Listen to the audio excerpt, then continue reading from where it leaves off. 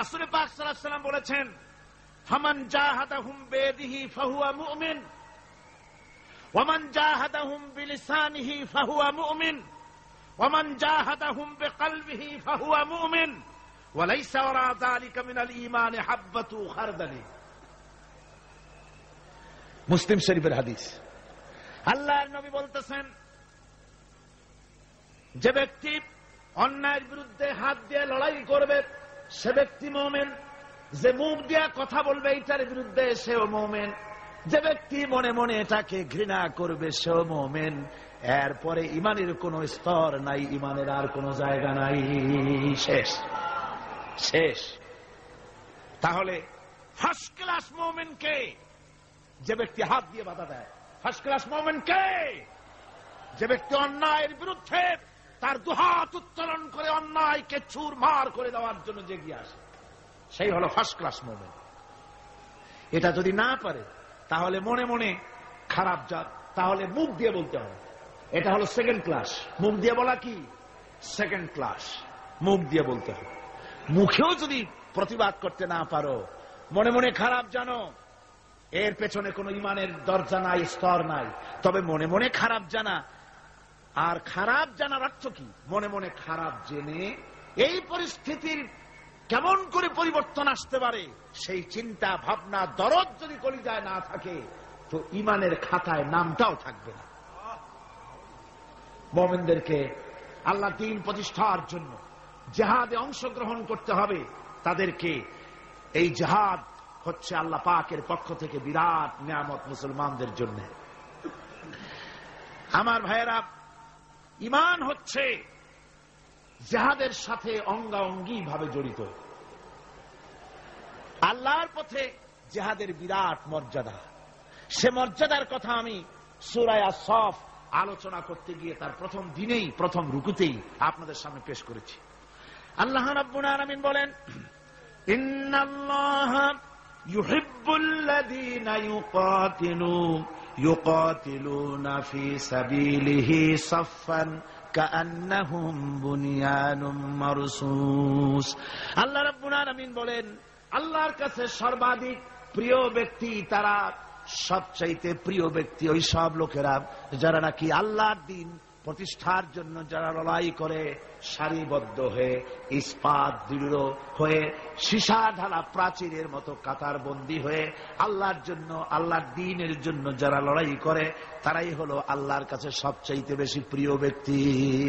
সবচাইতে প্রিয় মানুষ তারা যারা দ্বীন প্রতিষ্ঠার জন্য লড়ে।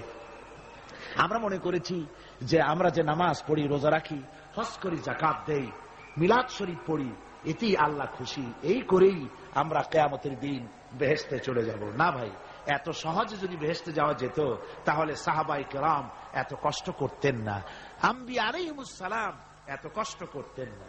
সূরা তাওবার মধ্যে এই কথাটি আল্লাহ পাক কি সুন্দর করে বলেছেন। আল্লাহ বলেছেন, আজআলতুম সিকায়াতাল হাজ্জ ওয়া ইমারাতাল মাসজিদিল হারাম কামান আমানা বিল্লাহি ওয়াল ইয়াউমিল আখির ওয়াজাহাদা ফি সাবিলিল্লাহ লা ইস্তাউনা ইনদাল্লাহ ওয়াল্লাহু লা ইয়াহদিল কওমাল যালিমিন। আল্লাহ পাক বলছেন যে তোমরা কি হাজীদেরকে পানি পান করায়া, ওই মক্কার লোকদের তাদের একটা গৌরব ছিল যে আমরা তো হাজীদের পানি পান করাই, মসজিদে হারামের সেবা শুশ্রূষা করি, আমরা মসজিদ ধুই, পরিষ্কার রাখি, এতগুলি যে সব কাজ করি, মুসলমানদের চাইতে আমাদের মর্যাদা আল্লাহর কাছে কোনো অংশ কম নয়। আল্লাহ বলেন না, হাজীদের পানি পান করায়া আর মসজিদে হারামের খেদমত করে তোমরা তাদের সমান হতে পারবে না যারা আমার উপর ঈমান এনেছে, আমার রাসূলের উপর ঈমান এনেছে, পরকালকে বিশ্বাস করেছে এবং আমার উপর ঈমানের ভিত্তিতে তারা আমার দ্বীনকে প্রতিষ্ঠার জন্য যারা লড়াই করেছে, ওদের সমান তোমরা কোনোদিন হতে পারবে না, কখনো পারবে না।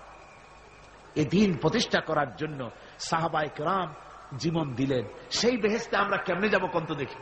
সেই বেহেশতে যাওয়া কি সম্ভব? হ্যাঁ সম্ভব, যদি আমরা ওই পরীক্ষা আমরাও দেই।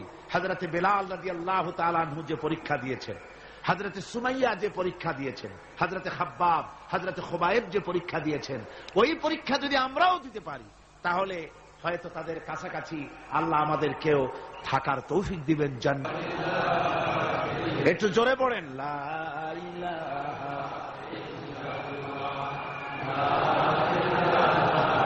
ইল্লাল্লাহ।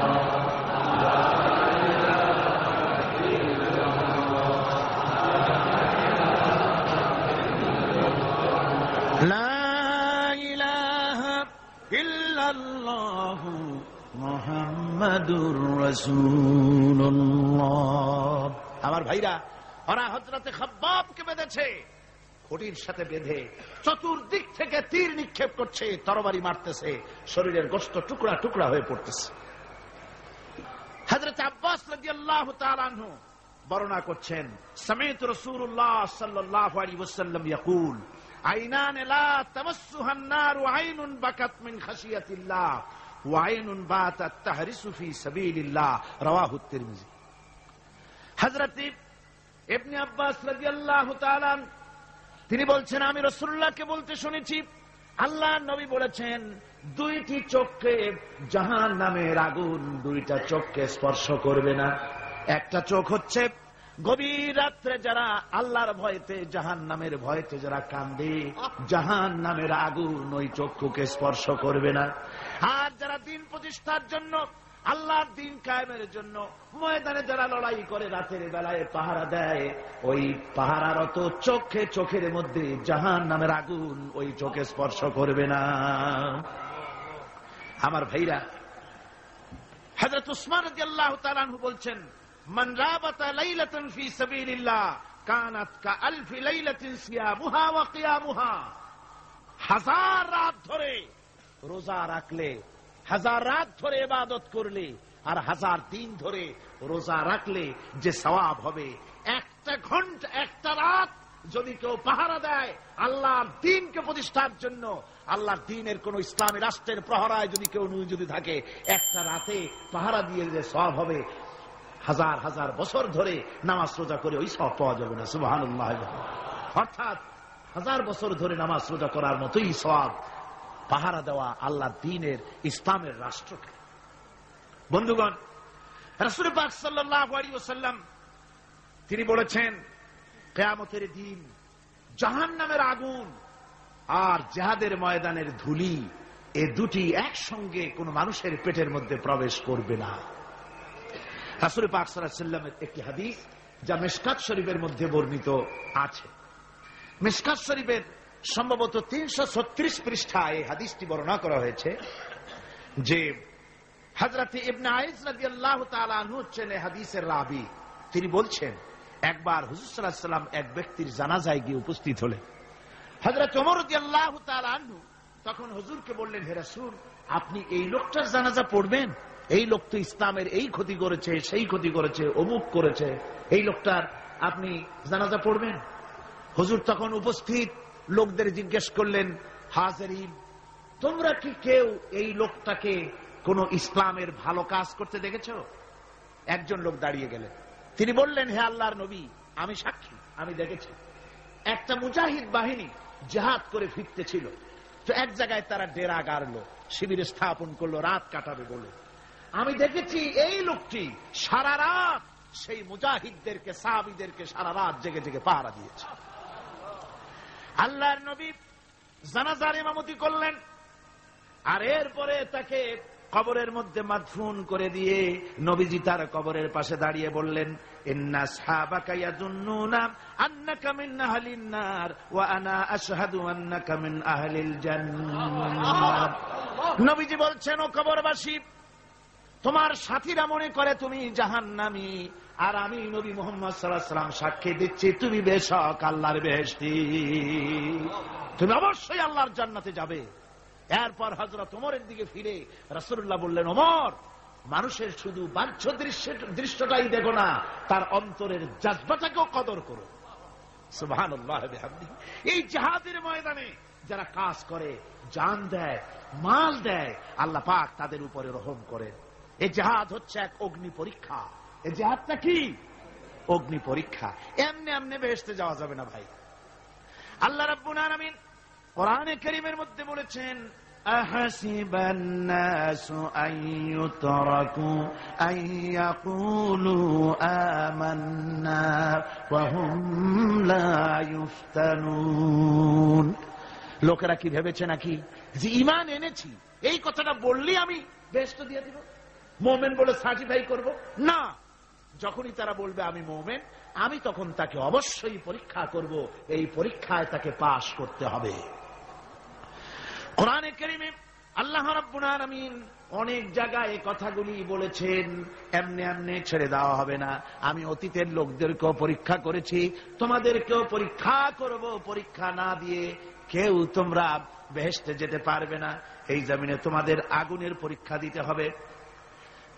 পয়গম্বরেরা কষ্ট করেছেন, সাহাবায়ে কিরাম কষ্ট করেছেন। আল্লাহ রাব্বুল আলামিন তিনি বলছেন, আম হাসিবতুম আন তাদখুলুল জান্নাতা ওয়া লাম্মা ইয়াতিকুম মাসালুল লাযীনা খালাউ মিন ক্বাবলিকুম মাসাতহুমুল বাসাউ ওয়াদ-দাররাউ ওয়া যুলজিলু হাত্তা ইয়াকুলার রাসূলু ওয়াল্লাযীনা মা'হু মাতা নাসরুল্লাহ আলা ইন্না নাসরাল্লাহি করিব। আল্লাহ রাব্বুল আলামিন বলেন, তোমরা কি মনে করেছো যে তোমরা বেহেশতে প্রবেশ করবে, অথচ তোমাদের পূর্বে যারা এই পৃথিবীতে এসেছিল তাদেরকে আমি যেমন পরীক্ষা করেছি ওরকম পরীক্ষা এখনো তোমাদের উপরে আসে নাই, ওরকম বিপদও আসে নাই, মুসিবতও আসে নাই। এমন বিপদ এসেছিল নবীদের উপরে, সাহাবায়ে কিরামদের উপরে, যে বিপদে মানুষ জর্জরিত হয়ে গিয়ে নবী এবং তার সাথী সঙ্গীরা এ কথা তারা মুখ থেকে বেরিয়ে গেছে, মাতা নাসরুল্লাহ, আয় আল্লাহ তোমার মদত কখন আসবে, তোমার মদত কখন আসবে। মার খেতে খেতে তো শেষ হয়ে গেলাম।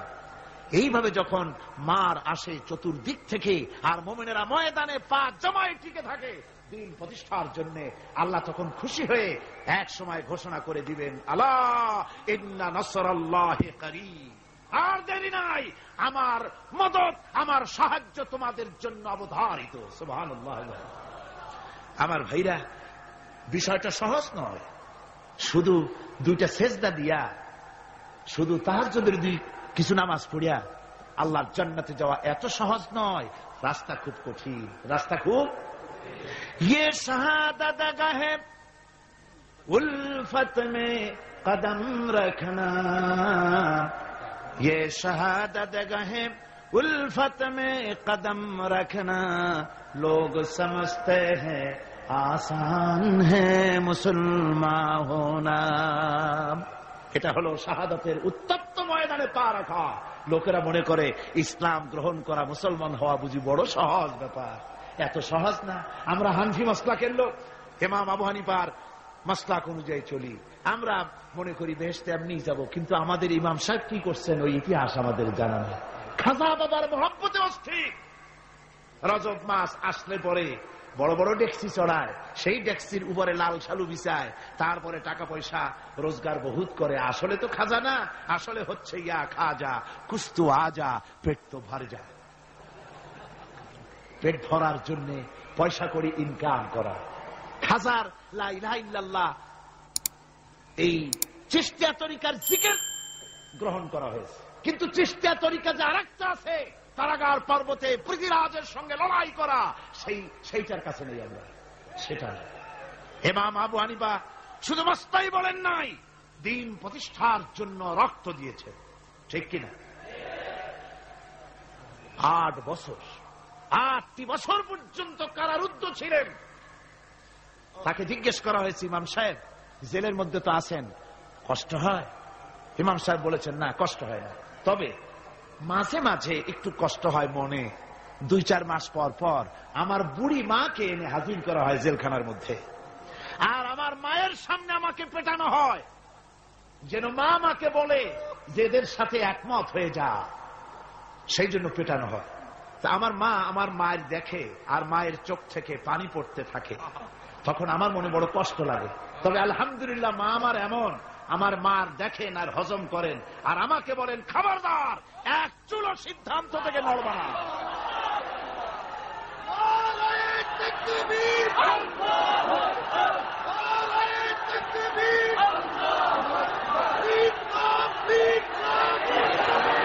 আমার ভাইরা, ইমাম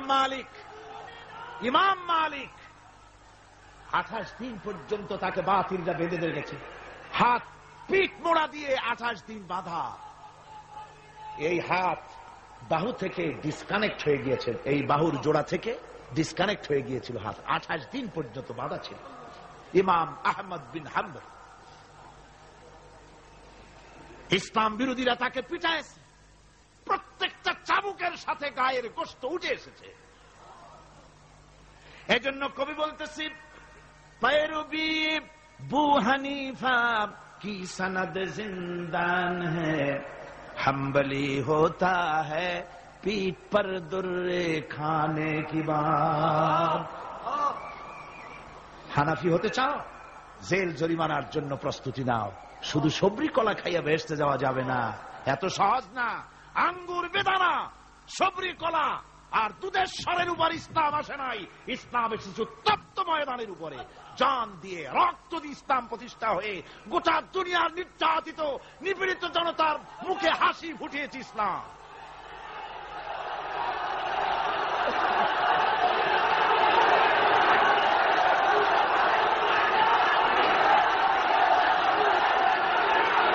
আমার ভাইয়েরা, এই জিহাদ যখন শুরু হয়ে যাবে, মুসলমানেরা যখন আল্লাহর দয় বিধান কায়েমের জন্য যখন লড়াইয়ের ময়দানে যখন ঝাঁপায়া পড়বে, সে ময়দানে যদি তাদের অস্ত্র কম থাকে, জনসংখ্যা কম থাকে, আল্লাহ রাব্বুল আলামিন আদা করেছেন, ওয়া কানা হাক্কান আলাইনা নাসরুল মুমিনিন। আল্লাহ রাব্বুল আলামিন বলেন, মুমিনরা যখন বিপদে পড়ে যায়, তখন মুমিনদের সাহায্য করা আমি আল্লাহর জন্য ওয়াজিব হয়ে যায়।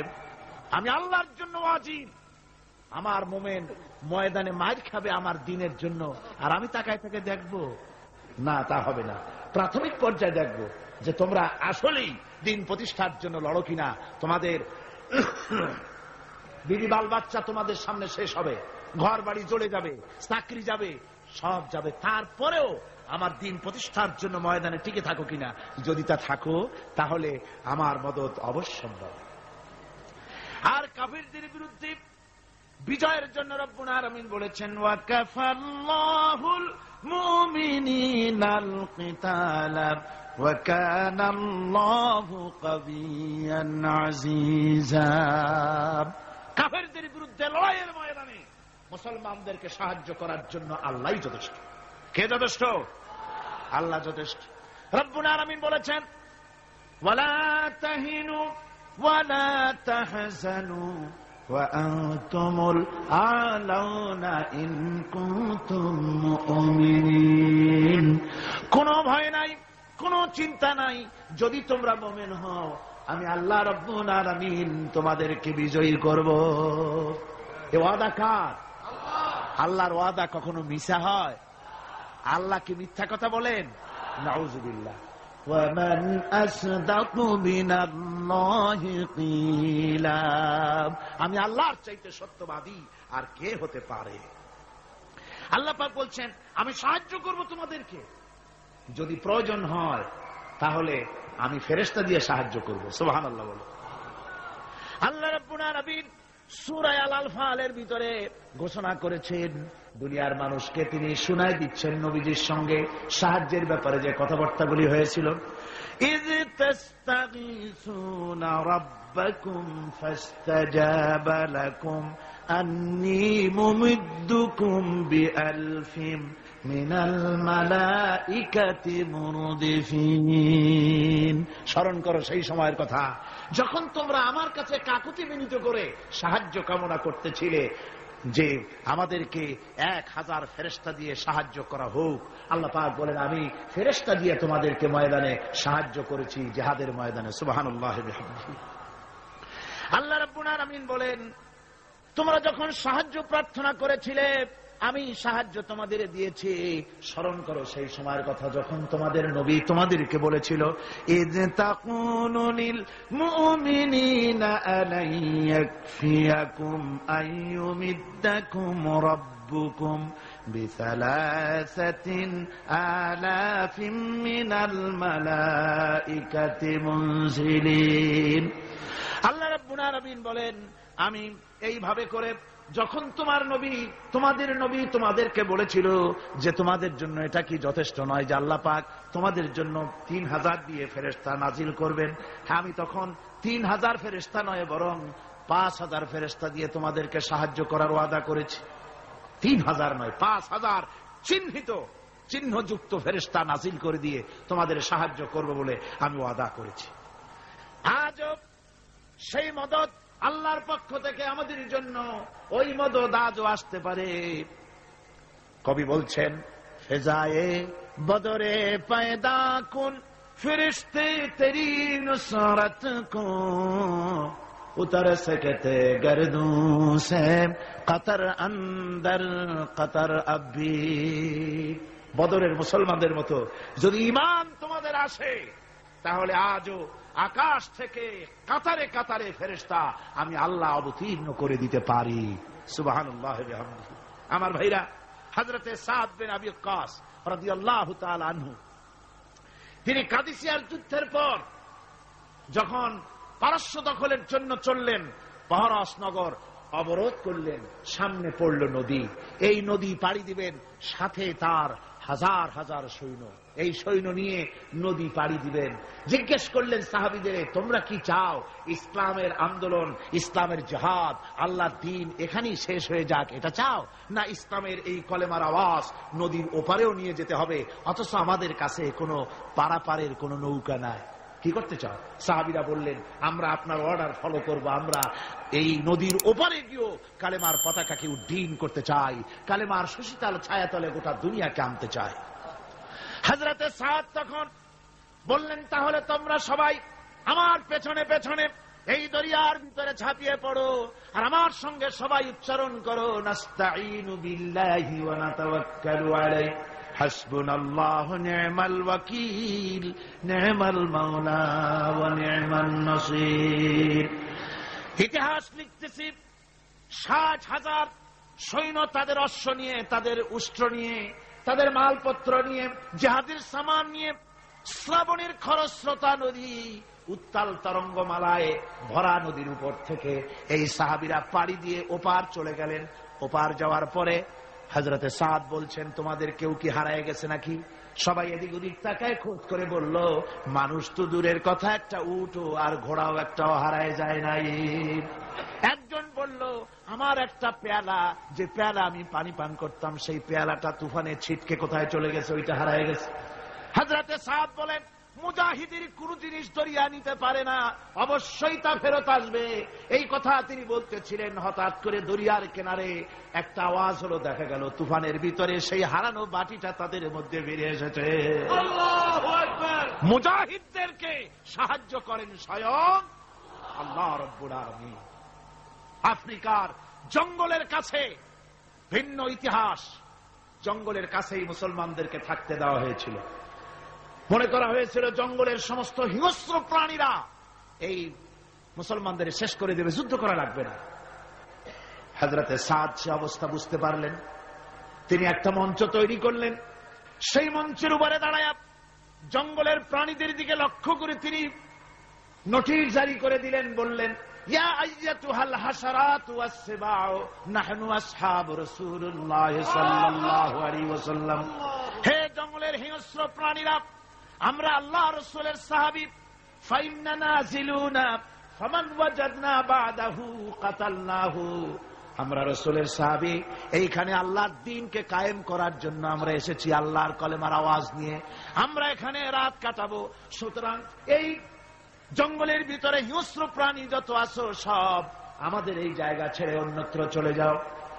আফ্রিকার জঙ্গলি মানুষেরা চিন্তা করলো, মানুষের কথা কি জঙ্গলি প্রাণীতে শোনে নাকি, পাগলে কয় কি? তারা তাকায় তাকায় দেখলো, হযরতে সাদের এই ঘোষণার পরে বাঘের কাতারে বাঘ, সিংহের কাতারে সিংহ, সাপের কাতারে সাপ, যার যার ডিম আর বাচ্চা গুলি মুখে কামড়ায়া সাহাবীদের এলাকা ছেড়ে দিয়ে তারা অন্যত্র চলে গেল। আমার মুসলমান ভাইরা, এই ছিল মুসলমানদের ইতিহাস। দ্বীন প্রতিষ্ঠা করার কাজে মুসলমান এগোলে আল্লাহই মদত করেন। কে মদত করে?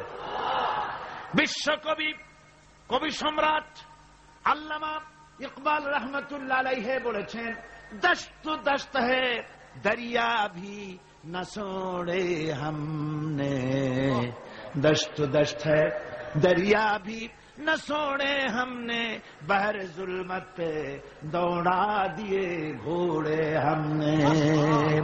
আমরা সেই মুসলমান, প্রান্তর তো প্রান্তর, আমরা দরিয়ার খরস্রোতা উত্তাল তরঙ্গের উপর থেকে ঘোড়া দাবড়িয়ে আফ্রিকার ভূখণ্ডে কালেমার পতাকা আমরা উড্ডীন করেছি। আমরা সেই মুসলমান যে আমরা আল্লাহর দ্বীন প্রতিষ্ঠার জন্য এই জিহাদের কথা যে আল্লাহ বলছেন, এই জিহাদের জন্য আমরা জান মাল সব কিছুকে উৎসর্গ করতে চাই। আল্লাহ যেন কবুল করেন, সবাই বলেন আমিন। আল্লাহুম্মা আমিন। রব্বানা যালামনা আনফুসানা ওয়া ইন লাম তাগফির লানা ওয়া তারহামনা লানাকুনান্না মিনাল খাসিরিন।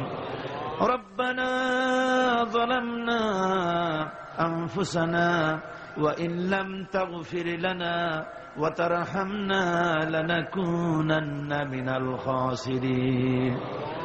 ربنا العالمين আমরা যারা হাত তুলেছি এর মধ্য থেকে মা বাপ যাদের দুনিয়া থেকে জরুবের মতো বিদায় হয়ে গেল, আল্লাহ রব্বুল আলামিন আমাদের আব্বা আর আম্মা দুনিয়া থেকে যাদের জন্মের মতো বিদায় হয়ে গেছে, কবরটাকে জান্নাতের টুকরা বানাইয়া দাও রব্বুল আলামিন। আমাদের মা বাপের কবরের মধ্যে বেহেশতের বাগান বানাইয়া দাও। রব্বির হামহুমা কামা রব্বায়ানি সগীরা, রব্বির হামহুমা কামা রব্বায়ানি সগীরা। সবাই পড়েন রব্বির হামহুমা কামা রব্বায়ানি সগীরা। আয় আল্লাহ, জনম দুঃখিনী মা, মায়ের কথা কি ভোলা যায়? একটা অক্ষর মা, আর সারা দুনিয়ার মধু ওই মাকে কেন্দ্র করে জড়াই আছে। আমাদের ওই মা যারা দুনিয়া থেকে বিদায় হয়ে গেছে, আল্লাহ কবরে বেহেশত বানাও।